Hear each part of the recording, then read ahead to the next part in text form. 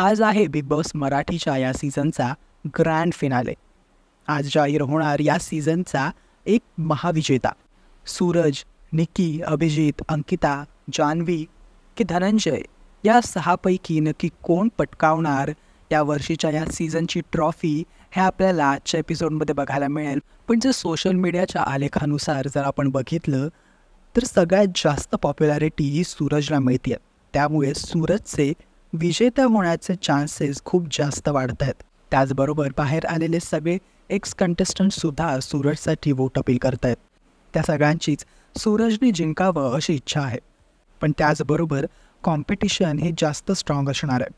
Big boss मराठीच्या घरातील 70 दिवसांचा प्रवास या सदस्यांनी पार केला आहे आणि आता फिनालेची वेळ आली आहे.